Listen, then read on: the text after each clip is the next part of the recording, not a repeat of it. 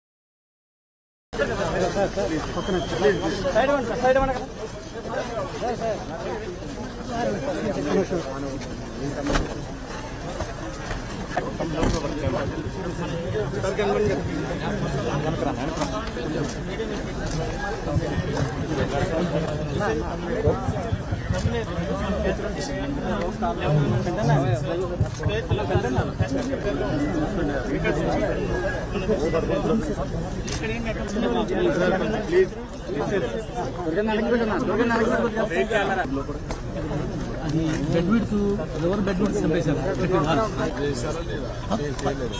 20 మీటర్లు నేను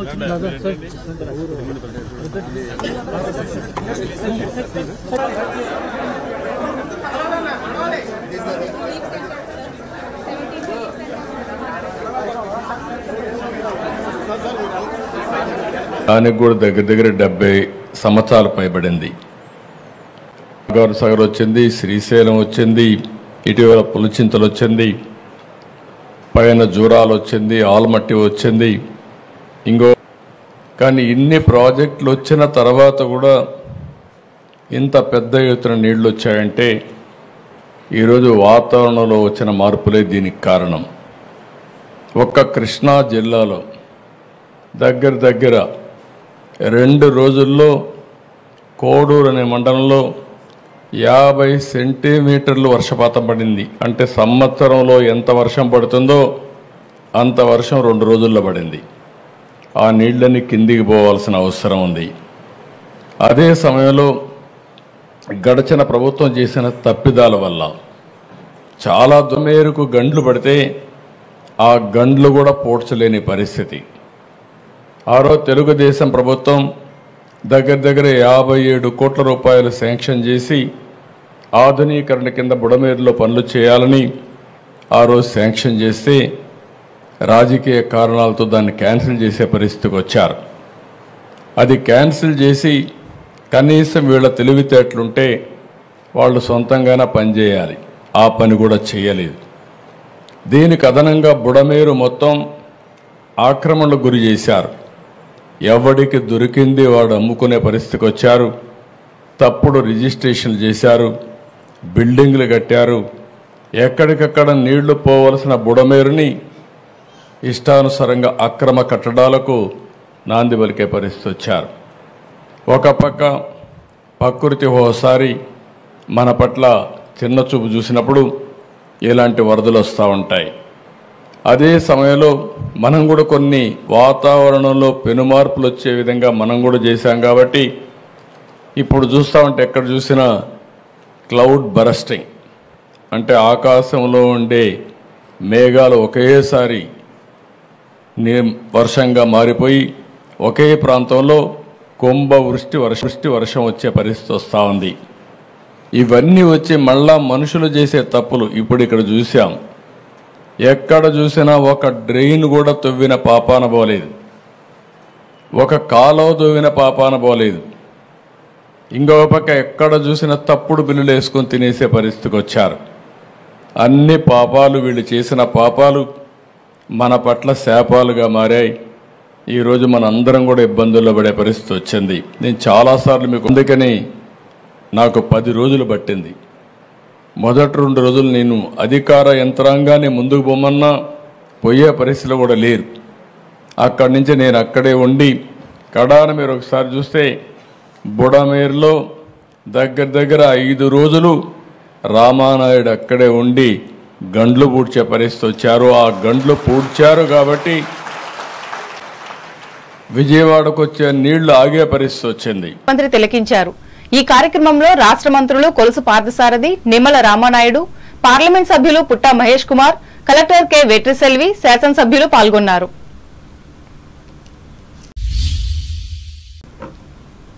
గోదావరికి ఎగువ ప్రాంతాల్లో వరద నీరు పెరుగుతుంది. భద్రాచలం వద్ద 50 అడుగుల మేర నీరు ప్రవహించినప్పటికీ సాయంత్రానికి 1 అడుగు తగ్గింది. ఇక ధవళేశ్వరం బ్యారేజీకి 2వ ప్రమాద హెచ్చరికను కొనసాగిస్తున్నారు.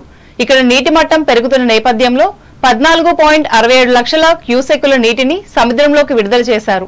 ఫలితంగా పాత ఉభయ గోదావరి జిల్లాల్లో వరద ప్రమాదం ఉందని ఇరిగేషన్ అధికారులు తెలిపారు. దాంతో రానున్న 2 రోజులు ఎంతో కీలకమని పశ్చిమ గోదావరి జిల్లా జలవనరుల శాఖ అధికారులు తెలిపారు. ఇదిలా ఉండగా గోదావరి ఉధృతంగా ప్రవహిస్తుండటంతో నరసాపురం, మాధవాయపాలెం రేవులో పంటు సేవలను నిలిపివేశారు. 4 రోజుల అనంతరం దీన్ని పునరుద్ధరిస్తామని నిర్వాహకులు తెలిపారు. కాగా సకినేటిపల్లి, నరసాపురం ప్రయాణికులు తిరిగి వెళ్లేందుకు వీలుగా బస్సులను ఆశ్రయించారు.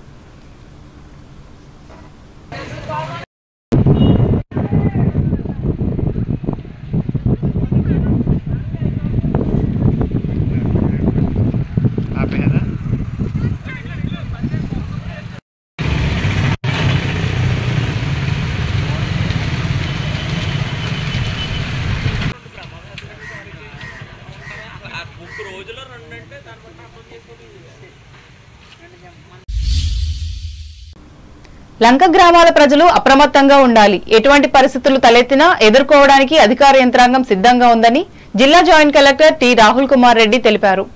ఆచంట నియోజకవర్గ పరిధిలో కరుగోరుమిల్లి, అయోధ్య లంక, మర్రిమూల లంక గ్రామాల్లో బుధవారం ఆయన పర్యటించి మాట్లాడారు. గోదావరి ఉధృతిని పరిశీలించి అధికారులకు దిశానిర్దేశం చేశారు. అంటువ్యాధులు ప్రబలే అవకాశం ఉన్న నేపథ్యంలో కాచి చల్లార్చిన నీటిని మాత్రమే తాగాలని ప్రజలకు సూచించారు. జిల్లాకు వర్షపాతం తక్కువ నమోదు అయినా ఎగువ ప్రాంతాల్లో కురుస్తున్న వర్షాల వల్ల వరద ఉధృతి పెరిగే అవకాశం ఉందన్నారు.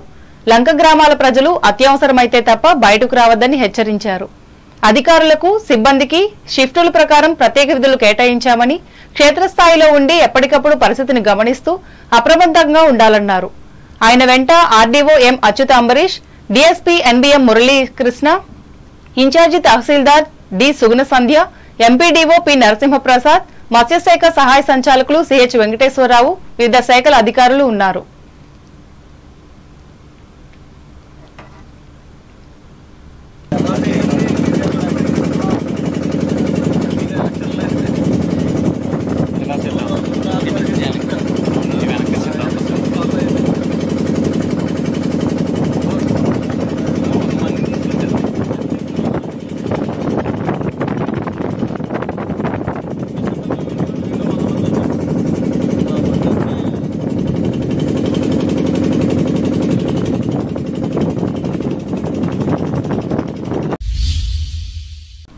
వరదల వల్ల నష్టపోయిన విజయవాడ ప్రజలను ఆదుకునేందుకు ఏర్పాటు చేసిన ముఖ్యమంత్రి సహాయ నిధికి తణుకుకు చెందిన విద్యా వ్యాపార సంస్థలు, స్వచ్ఛంద సేవా సంస్థలు, వ్యక్తులు బుధవారం ఉదారంగా ముందుకొచ్చి 10,75,116 రూపాయల విరాళాలను అందించారు. ఇందులో భాగంగా ఇండియన్ పబ్లిక్ స్కూల్ విద్యార్థులు నిసా ఫౌండేషన్ సంయుక్త ఆధ్వర్యంలో 2 లక్షల రూపాయల చెక్కును ఎమ్మెల్యే ఆర్మిల్ రాధాకృష్ణకు స్కూల్ ఆవరణలో అందజేశారు. అలాగే తణుకు ప్రాంత పేదలకు ఆహారం అందజేస్తున్న అన్నా క్యాంటీన్ కు 40,000 రూపాయలు కూడా అందజేశారు. ఈ సందర్భంగా ఎమ్మెల్యే మాట్లాడుతూ బాధితులకు సహాయం అందించిన విద్యార్థులను, స్కూల్ యాజమాన్య ప్రతినిధులను, ముఖ్యంగా ఫౌండేషన్ ను అభినందించారు.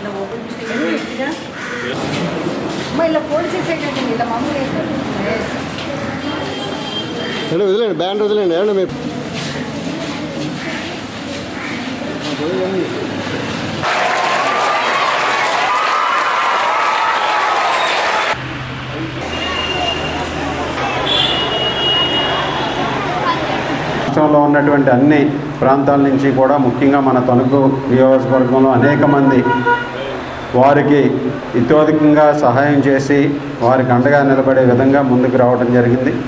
దానిలో భాగంగా ఇండియన్ పబ్లిక్ స్కూల్ నుంచి కూడా పిల్లలందరూ కూడా ఈరోజు సేకరించినటువంటి 2 లక్షల రూపాయలు వారు అందించడం చాలా సంతోషం, అభినందనీయమని ఈ సందర్భంగా తెలియజేసుకుంటూ ఈ స్కూల్లో ఏర్పాటు చేసి ఈ కార్యక్రమాన్ని చేపట్టడం పిల్లలందరికీ కూడా ఒక సేవా తత్పరత ఏర్పడుతుంది. ఒక సేవా కార్యక్రమాల్లో భాగస్వాములు చేసే విధంగా వారికి ఈ వయసు నుంచే తెలియజేసే విధంగా ఇటువంటి కార్యక్రమాలు నిర్వహించడం వారికి భవిష్యత్తులో వారిలో ఒక సేవా గుణం ఇంకా మెరుగవుతుందనుకునే ఎటువంటి సందేహం లేదు. డాక్టర్ హుస్సేన్ గారు అదేవిధంగా స్కూల్ స్టాఫ్ కూడా అందరూ కూడా ఒక బాధ్యతగా ఒక మంచి కార్యక్రమాన్ని చేపట్టి ఈరోజు ఈ వరద బాధితుల కోసం సీఎం రిలీఫ్ ఫండ్కి 2 లక్షల రూపాయలు, అదేవిధంగా అన్నా క్యాంటీన్కి 40,000 రూపాయలు ఈ స్కూల్ ద్వారా అందించడం చాలా సంతోషం. అదేవిధంగా అందరికీ కూడా మరొకసారి ధన్యవాదాలు తెలియజేసుకుంటున్నాను.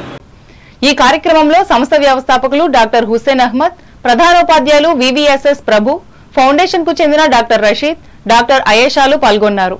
అలాగే పట్టణానికి చెందిన హోటల్ ఓనర్స్ అసోసియేషన్ నాయకులు ఎమ్మెల్యే కార్యాలయానికి వెళ్లి 1,00,000 రూపాయలను అందజేసి వారి వంతు బాధ్యతలను నిర్వర్తించారు. ఈ కార్యక్రమంలో అసోసియేషన్ నాయకులు సనపల రమణ భాస్కర్రావు, బైల లక్ష్మీనారాయణ, రెడ్డి వీరన్నలు పాల్గొన్నారు.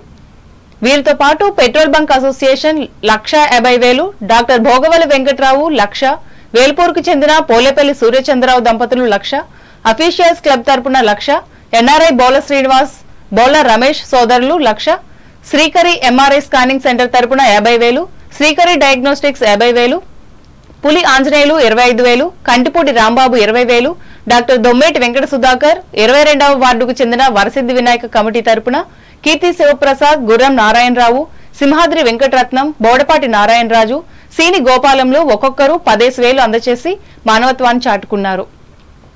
మరో 4 5,000 రూపాయల చొప్పున ముఖ్యమంత్రి సహాయ నిధికి అందచేసి సహకరించారు.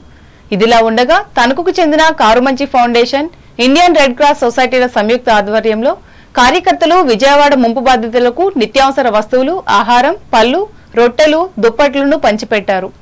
ఫౌండేషన్ వ్యవస్థాపకులు కారుమంచి యోహాన్ పర్యవేక్షణలో సభ్యులు పాల్గొన్నారు. పశ్చిమ గోదావరి జిల్లా అథ్లెటిక్స్ జట్లను ఎంపిక చేసేందుకు తణుకు చిట్టూరు ఇంద్రయ్య ప్రభుత్వ డిగ్రీ కళాశాల క్రీడా ప్రాంగణంలో బుధవారం క్రీడోత్సవాలను నిర్వహించారు. ఈ సందర్భంగా ఇదే ప్రాంగణంలో పరిగెట్టి ఒలింపిక్స్ లో పాల్గొన్న దండి జ్యోతికశ్రీని సన్మానించి అభినందించారు. ఈ సందర్భంగా అథ్లెటిక్స్ అసోసియేషన్ కార్యదర్శి సంకు సూర్యనారాయణ మాట్లాడుతూ ఇక్కడ సెలెక్ట్ అయిన క్రీడాకారులు గుంటూరులో జరిగే రాష్ట్ర స్థాయి పోటీల్లో పాల్గొంటారని చెప్పారు.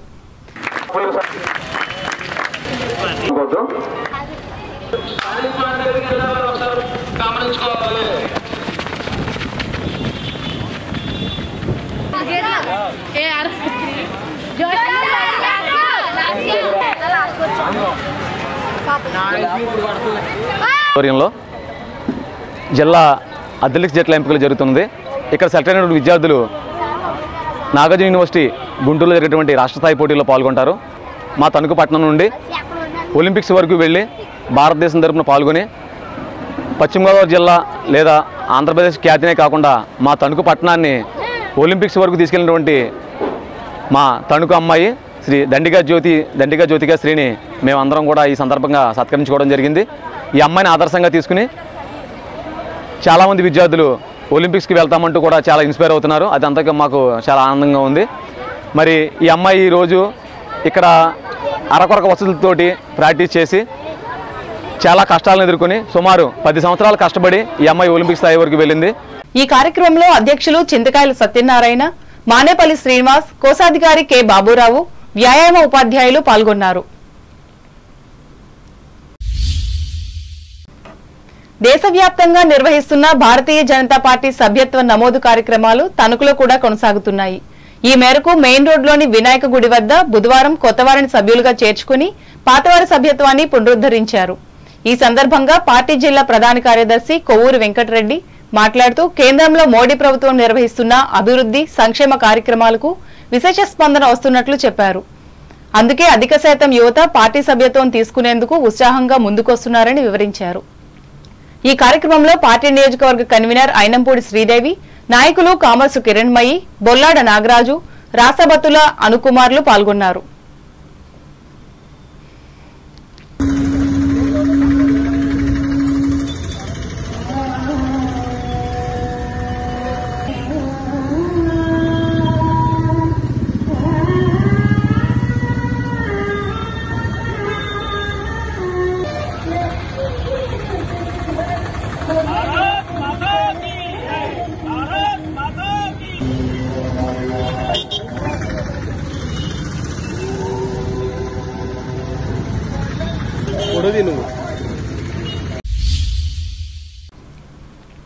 వినాయక చవితి ఉత్సవాల సందర్భంగా తణుకు రాష్ట్రపతి రోడ్లో ఉన్న శ్రీ వరసిద్ధి వినాయక స్వామి ఆలయం వద్ద మంగళవారం రాత్రి నిర్వహించిన సాంస్కృతిక కార్యక్రమాలు అందరినీ అలరించాయి.